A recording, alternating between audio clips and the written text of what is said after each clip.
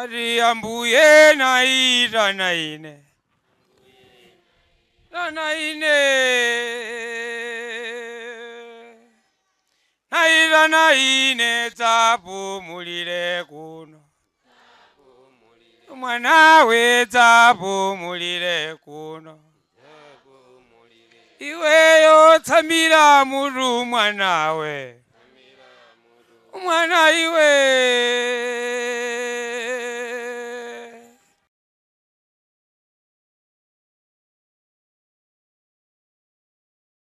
Tikulandireni pa programu yathu so tsiku la lero.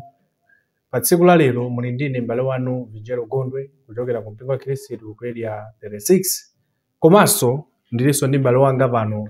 Ine ndine Namandika Malunje, ndine mmodzi mwa alaliki mu mpingo wa Khristu, ndimakhala ku Mirundu ku Lilongwe mmodzi mwa Sandulisa. Tikumbukire kuti mapulogalamu amenewa amapezekanso pa tsamba lathu la pa YouTube, mukozongoyang'ana Lilongwe School of Biblical Studies. Muzatowapeza maphunziro amenewa komanso maphunziro ena osiyanasiyana. Komanso mukuzopita pa website yathu ngoyang'ana www.lsobs.com.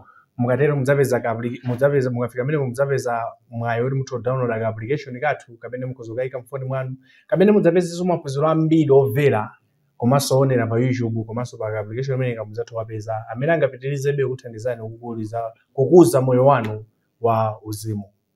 M'bale wathu Kamalonje, tiyamikireso kwambiri chifukwa chokhala nafe pa tsiku la lero. Zikomo kwambiri. Pa tsiku la lero tinaonanso kuti nchinthu chofunikira kuti tikhalenso ndi nthawi kukambiranapo pa phunziro lokudza mafano. Chabwino. Ndi phunziro limene anthu ambiri masiku ano amafuna talimvetsetsa. Koma kulimvetsetsa kwabwino limafuna talimvetsetse kuchokera m'Baibulo osati kuchokera kamaganizo athu chabe. Nenchifukwa kenero ni chinthu chofunika likhale limodzi litosanthula Baibulo popeza mayankho amafunso ena okudza mafano. Chabwino. Tikakamba za mafano, kodi tiyenera wamva kuti mafano ndi chani? Zikomo ngati awa akupanga za mafano amakhala ndi chani? Zikomo kwambiri. Poyamba tikamakamba za mawu amenewa kuti fano ndi mawu amene nthawi zina amakhota atchulidwa chidule. Ndi mawu amene adachokera ku mawu oti chifaniziro kapena kuti chifanifani. Pa dziko lapansi pano pala anthu amene nthawi zina ali ndi maluso awo amatha kusema chinthu chofanana ndi china chimene Mulungu anachilenga. Nthawi zina ena amatha kuumba, komanso pala anthu ena amatha kuluka chinthu chimene achifanizire ndi china chake. Ena amati chifanifani kapena kuti chifaniziro. Mwina tikhoza kumvetsako bwino poyamba titaonako buku la Exodo chapter 20. Tiwerengako verse 1 lekeza verse yake ya 4. Pa Exodo chapter 20 kuyambira verse 1 akuti, ndipo Mulungu ananena mawu onse amenewa nati, ine ndine Yehova Mulungu wako amene ndinakutulutsa iwe ku dziko la Igupto ku nyumba ya akapolo. Usakhale nayo milungu ina koma ine ndekha. Usadzipangire iwe wekha fano losema kapena chifaniziro chilichonse cha zinthu za mthambo lakumwamba kapena za mdziko lapansi kapena za madzi apansi pa dziko. Usazipembedzere izo, usazitumikire izo. Ine ndine Yehova Mulungu wako, ndili Mulungu wansanje. Yehova atatulutsa ana Israeli mu dziko la Igupto, atatha kupangana nawo pangano pa phiri la Sinai, ndi pamene anayamba kuwapatsa malamulo oti achirikize pangano lawo. Ndipo chinthu choyambira chimene Mulungu anachikumbukira kuti Aisraeli pamene anakhala mu Igupto muja anakwanitsa nthawi yayitali kupembedza zinthu zina. Ndi anenera kuti zimene zijazo m'maganizo mwawo komanso ndi m'machitidwe mwawo azichotse. Tikamati fano ndi kuti mwapanga chinthu chimene chikufanana ndi ng'ombe kapena mwapanga chinthu chimene chikufanana ndi nsomba kapena mwapanga ndi chinthu chija tsopano mtachipanga zomwe munenera kuchitira Mulungu tsopano mwayamba kuchita chimene chijacho ndiye chimadzasanduka fano. Fano loluka kapena loumba kapena losema, mafano amenewa ndi mtundu umodzi, koma palinso mafano ena amene amapangidwa ndi maganizo mwathu ndi machitidwe mwathu. Mwachitsanzo tiyelekeze kuti mwina inu mumapanga business.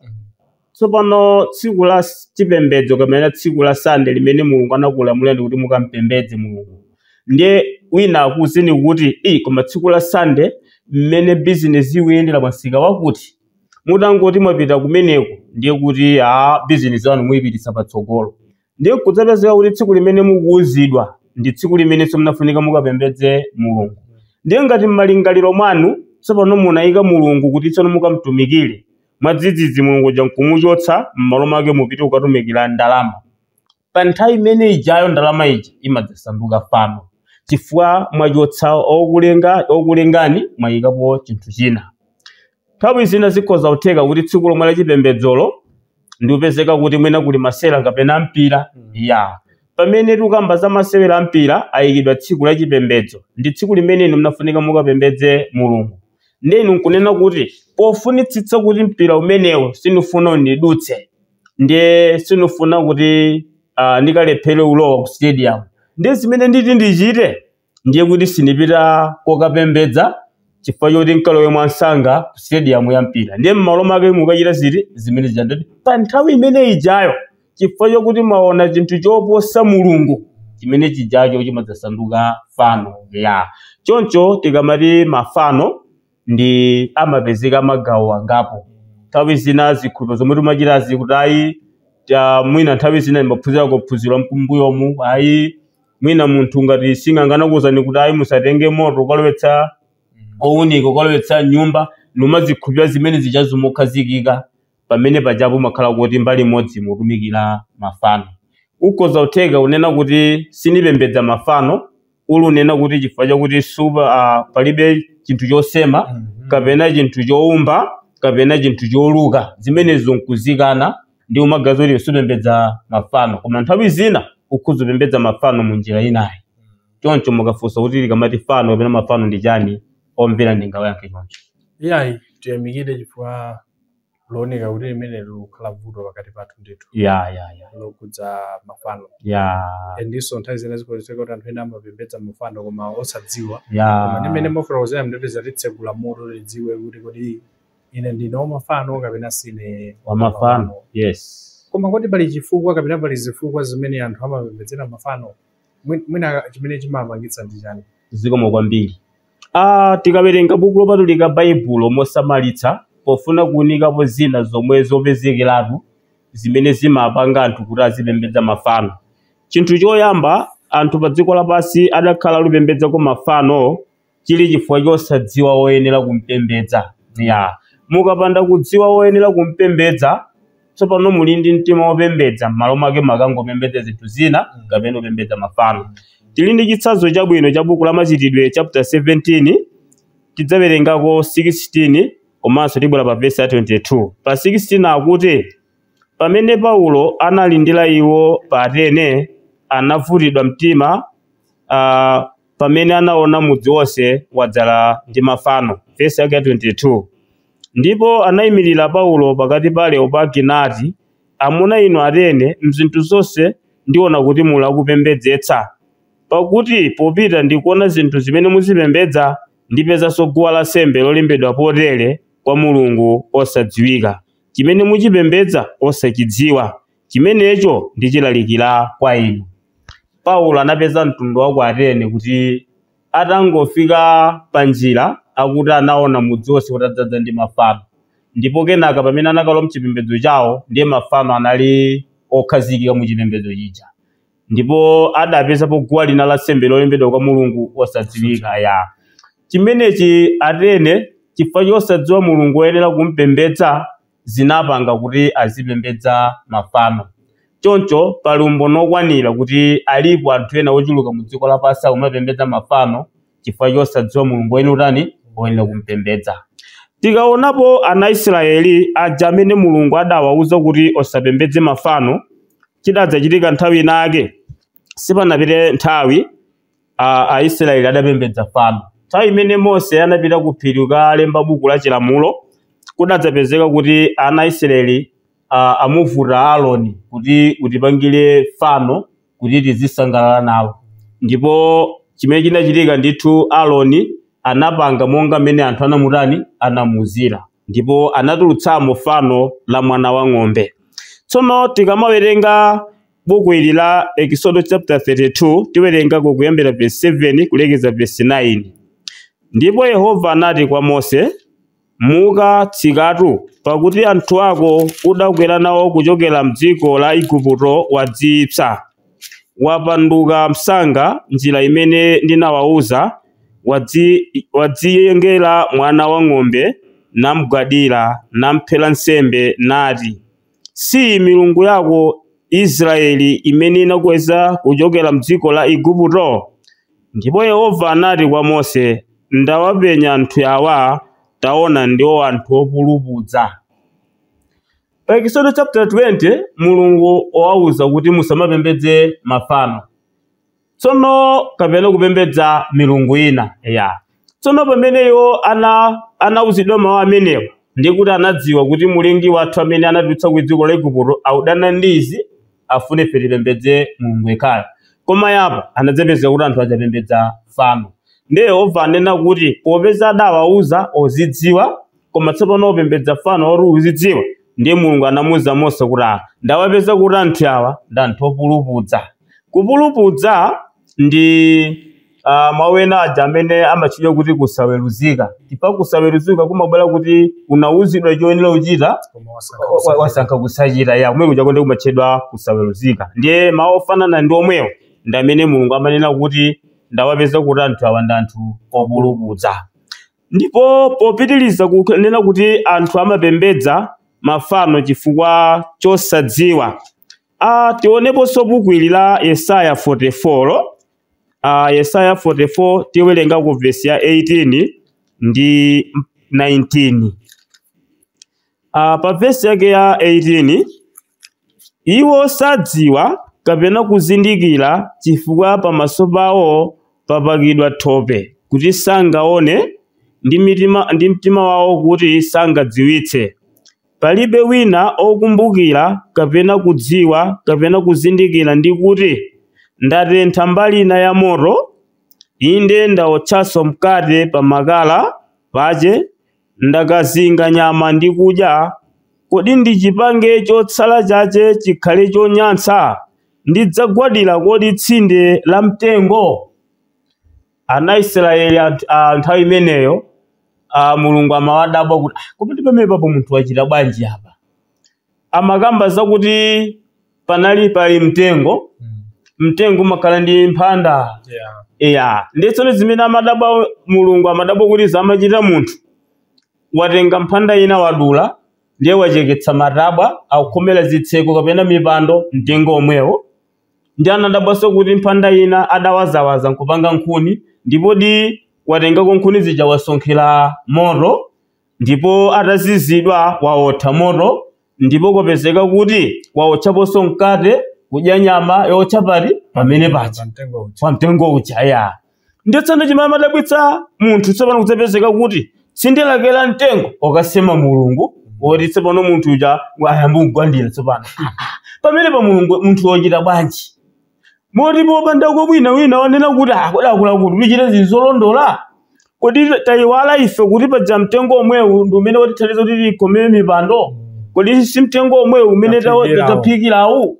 Ndiye tsono papezekanso kuti kodi mtengo omwewo tiusandutsenso Mulungu mpaka ifenso tiupembedze? Kodi mesa oyenera kumpembedza namene adakulengani, osati kuti ameneyo mwampanga. Chifukwa simungapange Mulungu tsono kumampembedza. Pamene Mulungu yonamena tsono pamene pa umbulu umenewo ndi umene ukuwirikiza kuti nzoonadi kuti pa dziko lapansi pano anthu akhala lupembedza mafano koma chifukwa chosadziwa. Pamene tikuona kupembedza chifukwa chosadziwa, titsimikizirenso kuti pali anthu ena amene amapembedza mafano chifukwa chomangokomedwa chabe, kusangalatsidwa nzinthu zakamachita, chifukwa kumapeto kwake samadziwa kuti amene adawalenga zimene zijo satani nazo sakondwera nazo. Alipo anthu ena amalambira mafano machita zosiyanasiyana chifukwa chongokomedwa ndi zimenezo. Koma okadadziwa kuti Mulungu zimenezi amati bwanji, mwina sakamapembedza. Choncho kungotchulapo zina mwa zitsanzo zimene zimapanga anthu ena kupembedza chani? Kupembedza mafano. Pamene mawerenga buku la Yesaya I think mulungu amene odabwa ndithu chifukwa ndizinthu zoti zoyimitsa muru kuti munthu unatenga mtengo wasemako mbali nawo waphikira mbali nawo wapakira zinthu zinengera kumbali nawo ngati mulungu zili ngati timaona mwinaso ina masiku ano mawakapeza kuti munthu akatenga mchenga akatenga miyala akuumba chinthu kugula kutenga penti kuchipenta bwinobwino ndekera kumachigwadiro pata mutipempherere kwa mulungu kapena uyu ndi mulungu wathu kapena uyu ndi mulungu wanga ndekupati kwenikweni zimene mulungu amadabwa nazo inu zakhala bwanji anthu inu mwasema ichi nokha kenako mukachigwadiranso ngati mulungu mutakulire kwa mulungu ichi chimene inu mwapanga m'manja anu kuti muziganiza bwanji so tikuona ndithu kunena kuti mwina difa chakusadziwa chifukwa chakusadziwa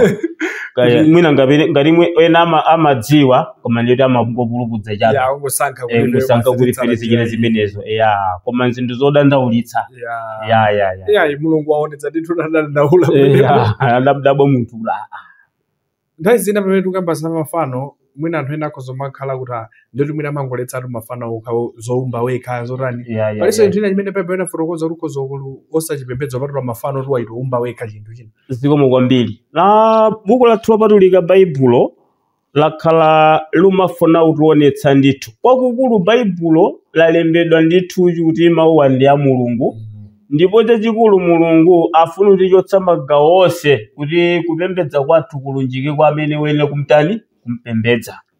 Tikamaona buku la Machitidwe chapter 10 verse yake ya 25 pali nkhani yonena kuti ndipo panali pakulowa Petulo Korneliyo anakomana naye nagwa pa mapazi ake namlambira. 26 koma Petulo anamutsa iye nanena nyamuka inenso ndine munthu. Kentulio Korneliyo anayitanidwa kuti anayitanitsa mtumwi Petulo kuti akawathandize uthenga wabwino. Ndiye Kentulio Korneliyo atasonkhanitsa mabanja ake kubwera munthu amene afuna zatiphunzitse mawu a Mulungu.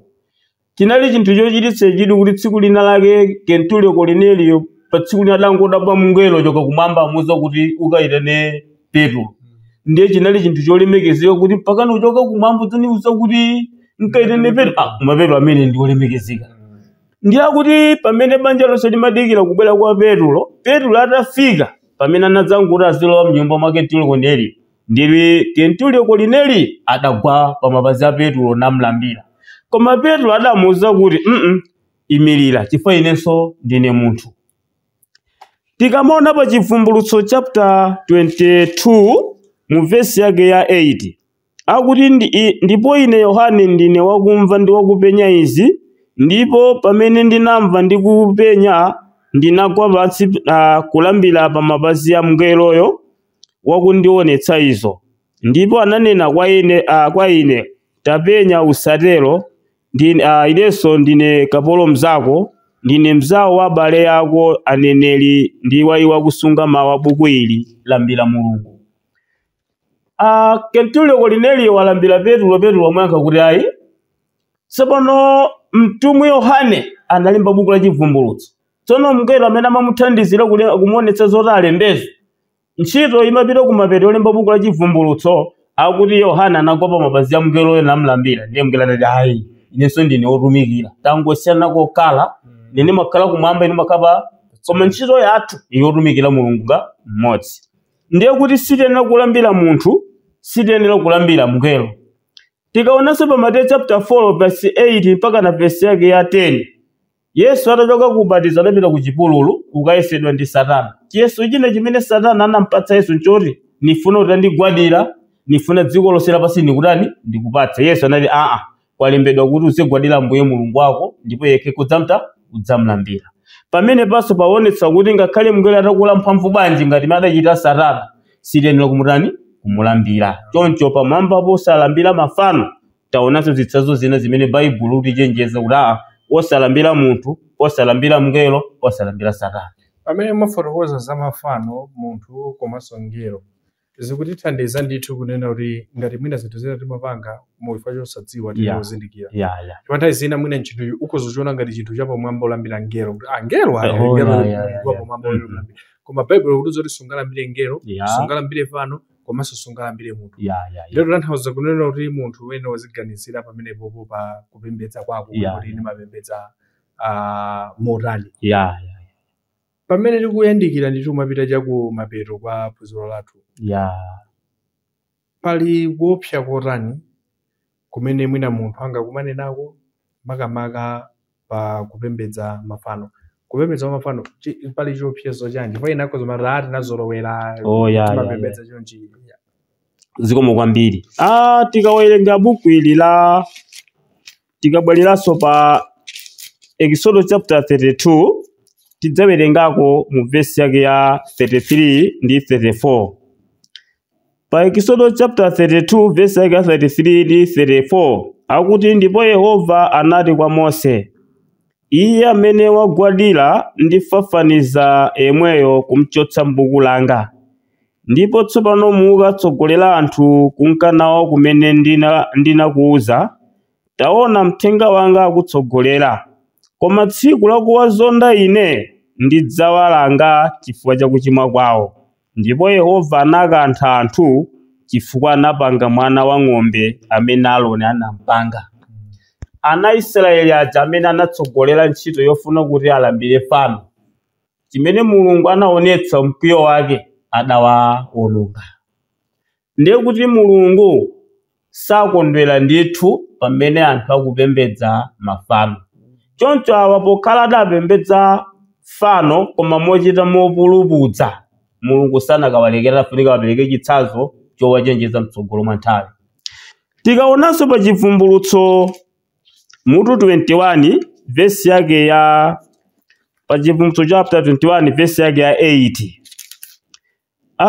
Pa Chivumbulutso 21 verse 8 pali maonena kuti koma amantha ndi osakhulupirira ndi onyansa ndi ambanda ndi achigololo ndi olambira mafano ndi onse amabodza, cholandira chawo chidzakhala mnyanja yotentha ndi moto ndi sulufule ndiyo imfa yachiwiri. Pamene anthu ena kuchita chigololo, ena kuba, ena kutani, kuphatikiziranso anthu amene akupembedza mafano akuti tidzakumana ndi nyanja yotentha. Chimene chili chilango chochokera kwa Mulungu kuonetsa kuya kwake pa anthu amene akhala ali kupembedza ndi kulambira mafano. Ndithudya malingana ndi mmene mufotokozera muzaonetsa ndithu kunena kuti palibepo chabwino kulambira mafano chifukwa monga mmene naonera buku la Yesaya chapter 44 ija nawerenga ija vuto limene lilipo lakuti munthu sungalenge Mulungu koma Mulungu ndi amene amalenga munthu ndi munthu akapanga fano amafuna kutanthauza kuti ine ndalenga Mulungu ndefunso kumati kodi ungalenge Mulungu ungalenge chinthu choti chidzikupempherera ndechifake pali kuopsa ndithu kuti munthu ngati analenga Mulungu ona adzamulanga munthu ndiyo ngati munthu akupembedza mafano monga mmene taonera muzikuonetsa ndithu kuti pali kuopsa kuopsa wake ndikuti Mulungu adzawalanga koma ziko zotheka ena alipo amene amapembedza kale mafano masiku ano ndikupata ndinanga ifetirani tsopano mukozowathandiza bwanji atani zikomo kwambiri.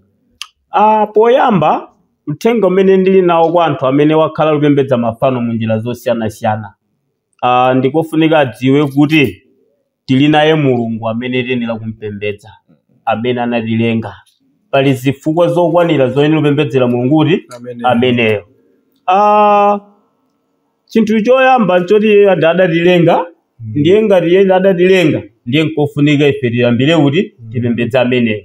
N'chifukwa chake tikaonanso mu buku la Yohane chapter 17 pa verse 3, Yesu pa nthawi imene ankapemphera ophunzira ake adati moyo osatha ndi uwu pafunika anthu akadziwe inu Mulungu woona yekha ndi Yesu Khristu amene mudamtuma. Ndiye kuti ngati tifuna moyo osatha pafunika tipembedze Atate Mulungu pamodzi ndi mwana wake Yesu. Yesu ndi woyenera kumpembedzedwa pa zifukwa zingapo. Pa nthawi imene Atate ankalenga dziko adali pamodzi ndi ndani? Ndi mwana wake Yesu.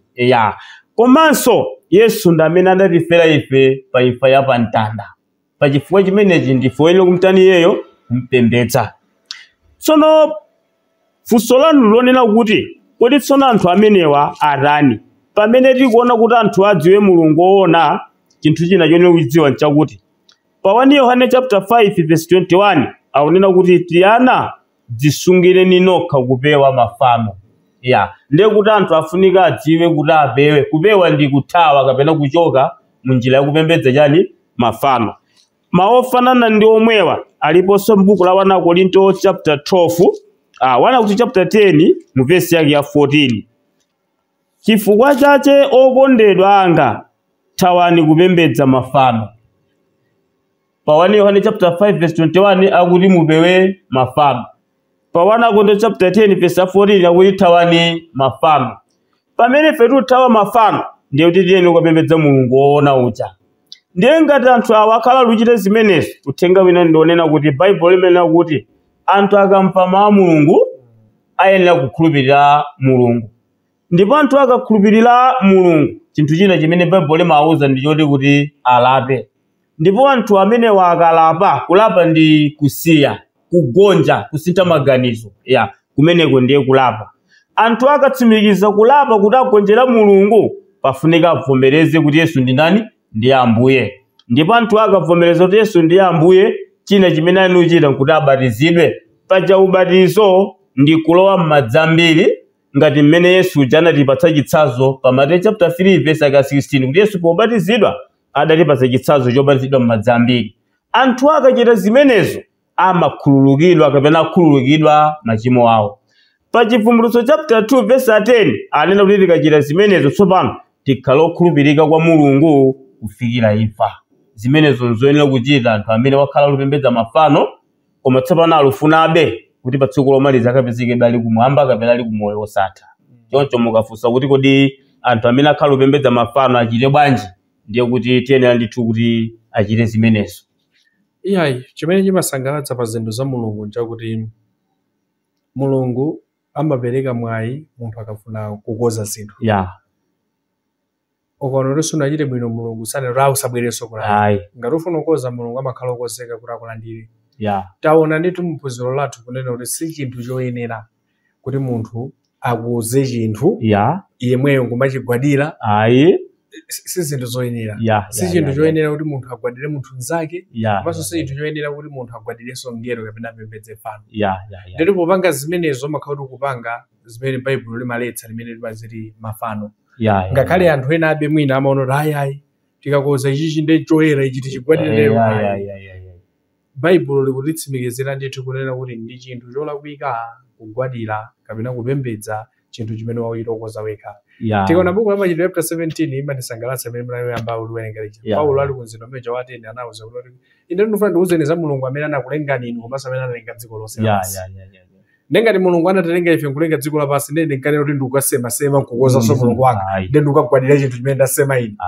Ndiye kuti zikuonetsa kunena kuti sitikupereka ulemu woyenera pamaso pa Mulungu.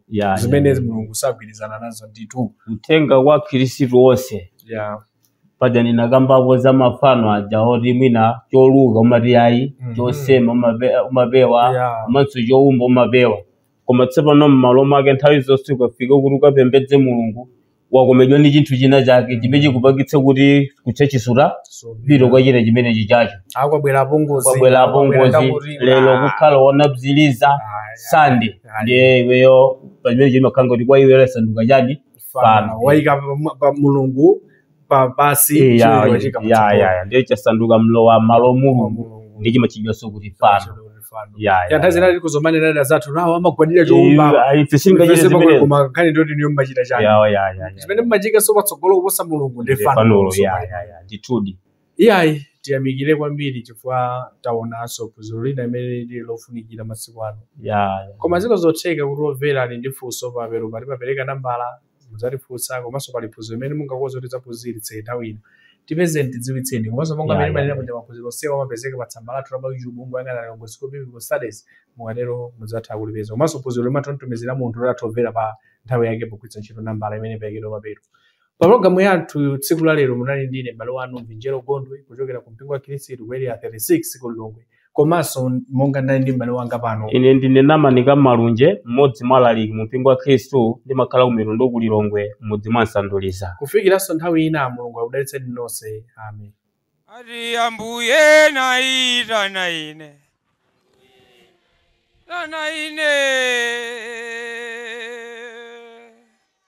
Naita naine tapumulire kuno. Mwana we tapumulire kuno. Iweyo tsamira mutu mwanawe.